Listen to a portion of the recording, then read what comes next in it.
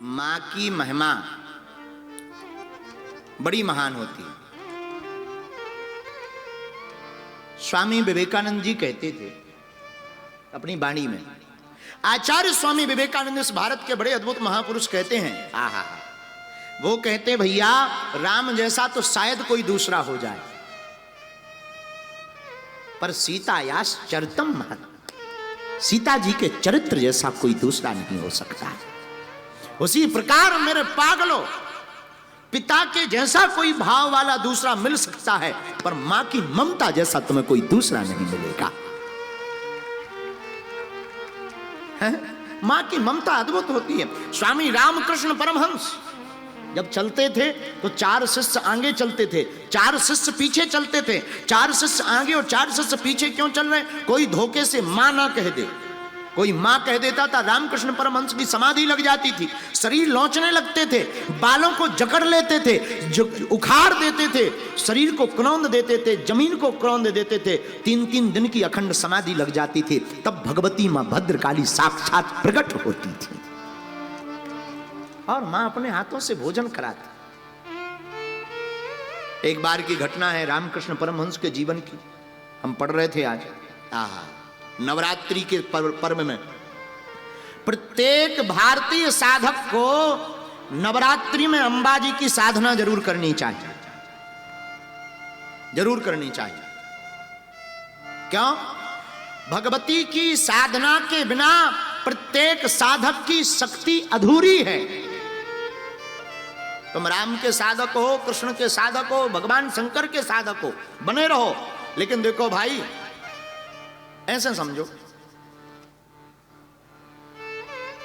बहुत सुंदर मकान हो, बहुत बड़ा, पर माताजी या पत्नी जी ना हो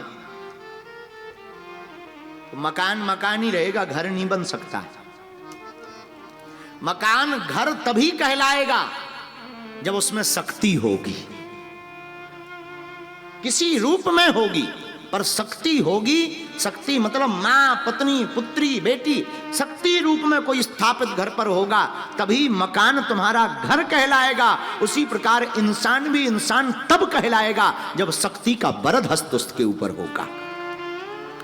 या देवी सर्वभूतेषु शक्ति रूपेण विद्या रूपेण ज्ञान रूपेण संस्थिता, नमस्तस्यै नमस्तस्यै नमस्तस्यै नमो नमः। तो जब तक आपके पास शक्ति नहीं होगी तब तक आपका तन भी काम का नहीं, और साधक के पास भी जब तक शक्ति की कृपा नहीं होगी तब तक साधक की साधना भी अधूरी है। इसलिए प्रत्येक सनातनी को नवरात्रि के पावन पर्व पर कुछ करें या ना करें, ज्योति तो जला देनी चाहिए, क्योंकि मां का स्वरूप ज्योति में भी है। तो नवरात्रि के पावन पर्व में स्वामी रामकृष्ण परमहंस जी के साथ एक घटना घटी। पुजारियों ने काली माता की पूजा सौंपी। रोज अपने हाथ से प्रसाद बनाकर काली माता को लगाते थे। चतुर्थी का दिन है, चतुर्थी के दिन प्रथमं शैलपुत्री चा द्वितीयं ब्रह्मचारिणी तृतीयं चंद्रघंटेति कुसुमांडेति चतुर्थकम। चतुर्थ दिवस मां काली के साधक श्री रामकृष्ण परमहंस जी हाथ में प्रसाद लिया। इनकी एक आदत थी, फूल चढ़ाते थे तो सूंघते थे, पहले सूंघा फिर मां को चढ़ाते। भोजन कोई भी लगाते थे तो पहले खाते थे फिर मां को पवाते, पहले खुद पाते थे। किसी ने पूछा पागल हो क्या? ये बोले भाई प्रेमी में और पागल में अंतर ही कहाँ है? तो क्या हो, फूल सूंघ करके क्यों चढ़ाते हो? बोले हम देखते हैं इसमें सुगंध है कि नहीं। और आजकल तो फूल और इंसान दोनों खतरनाक। आजकल फूल भी ऐसे मिलते हैं, फूल दिखने में इतना वीआईपी गुलाब का मिलेगा, ये देखो तो ये माला है, भाई साहब जीरो हैं।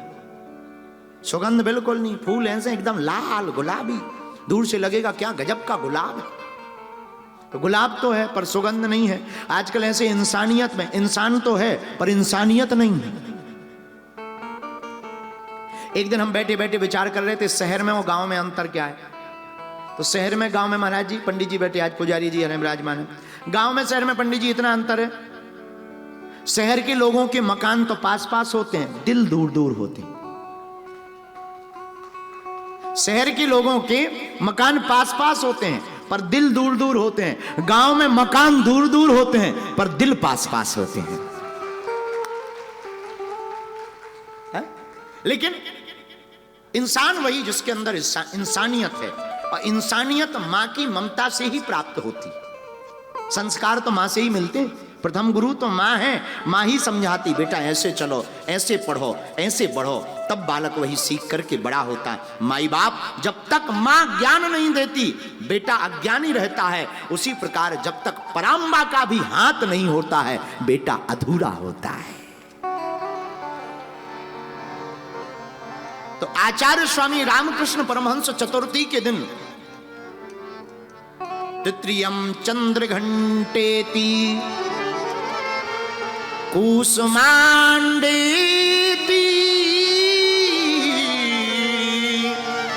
चतुर्थकम, मां कुसुमांडा को प्रणाम करते हुए काली माता को भोजन प्रसाद लेकर के गए। दरवाजे के पास पहुंचे, मंदिर में नहीं जा पाए।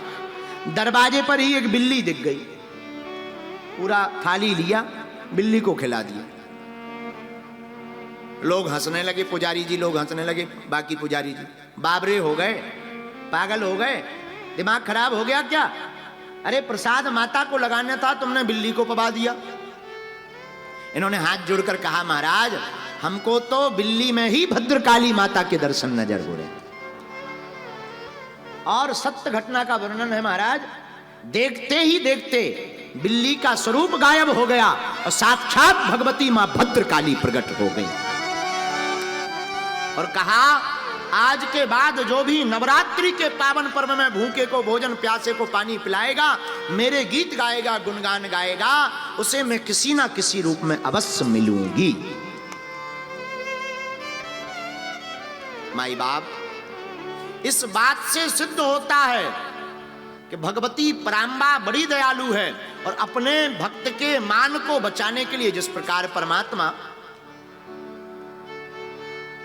अपने भक्त के मान को बढ़ाने के लिए प्रकट होते हैं। भगवान को अवतार लेने की जरूरत नहीं है, वहीं बैठे बैठे भगवान मार सकते हैं। और भगवान अवतार क्यों लेते हैं? भक्त के मान को बढ़ाने के लिए। वैसे ही माता रानी भी लीला करने के लिए, आपका यहीं पर अंबाजी के पास में, हम भूल गए, एक गरबा का स्थान है जहां माता रानी ने भी गरबा खेला है, यही अंबाजी में। हमने किसी से सुना है कि साक्षात माता रानी ने भी गरबा खेला। माई बाप भगवती बड़ी दयालु है, इसलिए इन नवरात्रि के पावन पर्व पर शक्तिमान तब तक परमात्मा नहीं है जब तक उनके पास शक्ति नहीं है। उसी प्रकार तुम भी तब तक शक्तिहीन हो जब तक तुम्हारे ऊपर शक्ति की कृपा नहीं है। तो शक्ति की कृपा कैसे होगी? नाम जप, बीज मंत्र का जाप करो। ओम ऐम ह्रीम क्लीम चामुंडाय जप करो, ज्योति रखो, गीत गाओ,